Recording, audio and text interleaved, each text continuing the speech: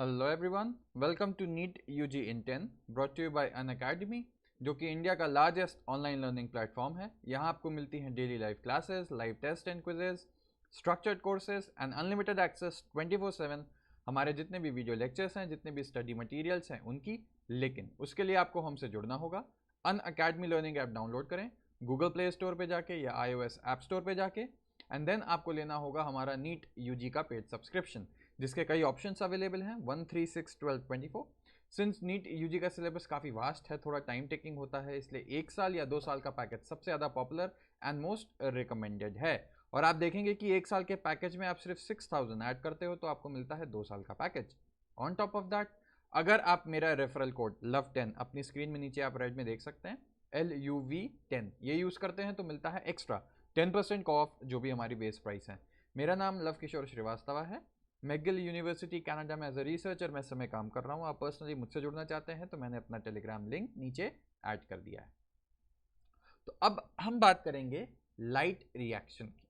ठीक है, light reaction, अब मैंने आपको बताया था कि दो तरीके के रिएक्शन होते हैं, एक होता है लाइट रिएक्शन, एक डार्क रिएक्शन। लाइट रिएक्शन जिसमें लाइट की प्रेजेंस कंपलसरी है, बिना लाइट के वो पार्ट नहीं होगा।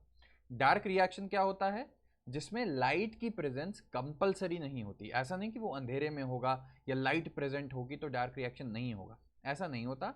हाँ, लाइट की प्रेजेंस कंपलसरी नहीं है, इसलिए उसको डार्क रिएक्शन कह दिया जाता है कि लाइट से उल्टा बोल दिया। ठीक है, बस इसलिए। लेकिन डार्क रिएक्शन का ये बिल्कुल मतलब नहीं है कि उसको अंधेरा ही चाहिए, वो लाइट की प्रेजेंस में भी होगा। तो इस लाइट रिएक्शन में बेसिक क्या होता है कि ऑक्सीडेशन रिडक्शन का खेल है। अब ऑक्सीडेशन रिडक्शन क्या होता है, ठीक, अब इलेक्ट्रॉन का निकलना ऑक्सीडेशन होता है, एंड कोई चीज इलेक्ट्रॉन ले लेती है तो वो क्या होता है, वो रिडक्शन होता है। ठीक है, तो यहां पे आप देखेंगे कि लाइट के प्रेजेंस में ऑक्सीडेशन रिडक्शन यही खेल हो रहा है, इलेक्ट्रॉन ट्रांसफर। दूसरे शब्दों में अगर मैं कहूं, एक मॉलिक्यूल से इलेक्ट्रॉन दूसरे में जाता है।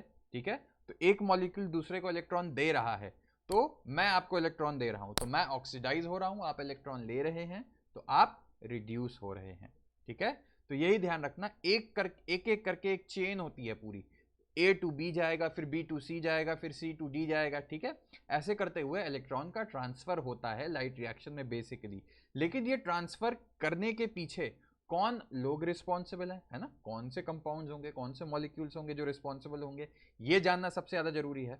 तो अब इस डायग्राम पे मैं बाद में आऊंगा, पहले आप ध्यान रखिए कि लाइट रिएक्शन, ठीक है, आपको बताया था फोटो केमिकल फेज है। फोटो मतलब लाइट कंपलसरी है इस फेज के लिए। क्या होता है यहां, वाटर स्प्लिटिंग भी होगी, ऑक्सीजन रिलीज भी होगा, and formation of high energy chemical intermediates ATP and NADPH। क्या चीजें हैं, बेसिक आपको बता दिया, एक एक करके हम सब देखेंगे। ठीक है, तो सबसे पहले याद रखिएगा लाइट एब्जॉर्प्शन बहुत इंपॉर्टेंट है। ठीक है, क्योंकि ये लाइट रिएक्शन नाम ही है इसका। ठीक है, और साथ साथ वाटर स्प्लिटिंग भी होती है, ऑक्सीजन भी रिलीज होगा। कैसे होगा, ये दोनों थोड़े से जुड़े हुए हैं। कैसे जुड़े हैं अभी आपको आगे समझ में आएगा। तो जो कॉम्प्लेक्स इन्वॉल्व हैं इस पूरे लाइट रिएक्शन में, उनको हम क्या बोलते हैं, फोटो सिस्टम 1 और फोटो सिस्टम 2। ठीक, अभी बस नाम याद कर लो, फोटो सिस्टम 1 क्या है और फोटो सिस्टम 2 क्या है। दो नाम से ही समझ में आ रहा है, फोटो सिस्टम यानी इनका कोई ना कोई रिश्ता होगा लाइट से।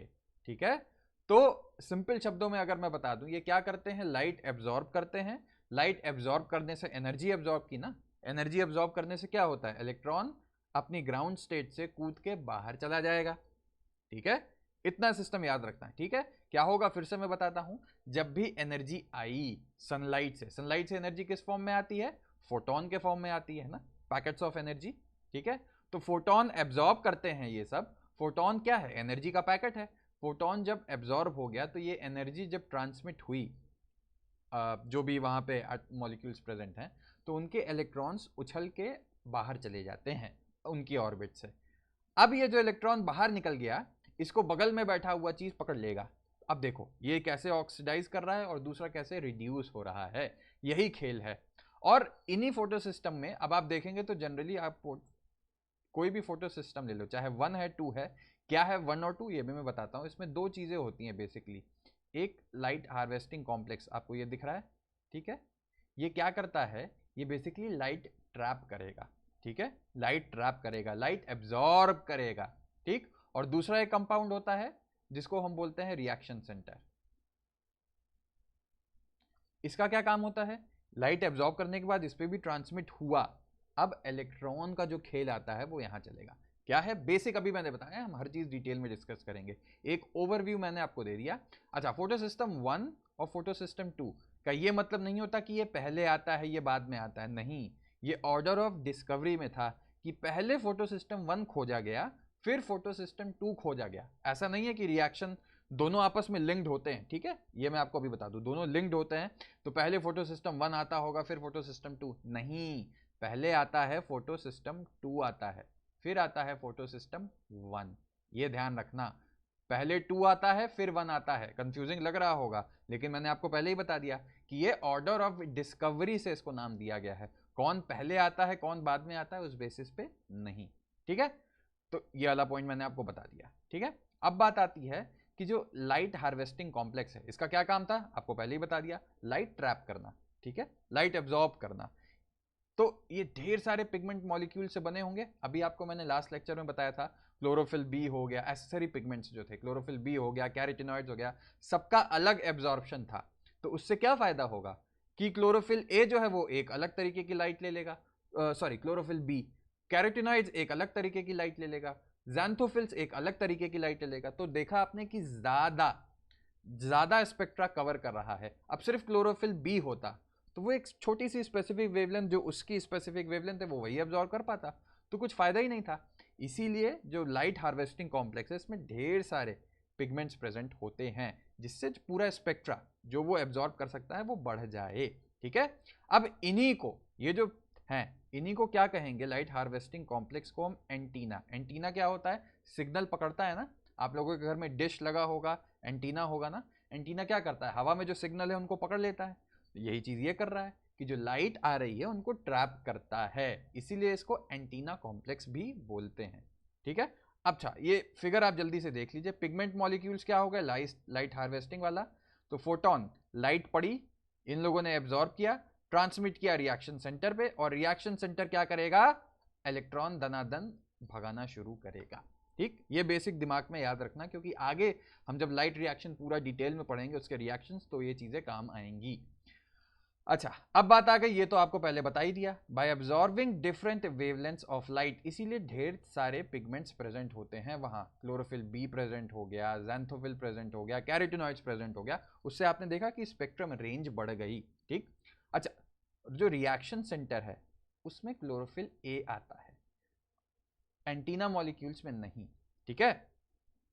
जो रिएक्शन सेंटर है is different in both the photo systems, क्या मतलब, अलग अलग है, ठीक। तो ये छोटे से एग्जाम्पल हैं, याद रखिएगा इसको।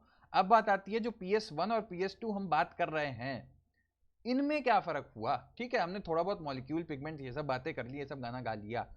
अब देखो PS1 जो बाद में आता है, पहले ही मैंने आपको बताया था, जो बाद में आता है उसमें जो एब्जॉर्प्शन पीक होती है वो 700 की होती है, 700 नैनोमीटर जो वेवलेंथ होगी, इसीलिए इसको P700 बोलते हैं। यानी क्या मतलब हुआ कि जो भी सनलाइट आ रही है उसकी एब्जॉर्प्शन पीक, अगर हम पीक बनाएंगे तो ये आती है लगभग 700 पे, ठीक है। और जो PS2 है उसकी आती है 680 नैनोमीटर, इसीलिए इसको बोलते हैं P680। तो ध्यान रखना, PS2 का क्या नाम हो गया, P680, PS1 का क्या नाम हो गया, P700।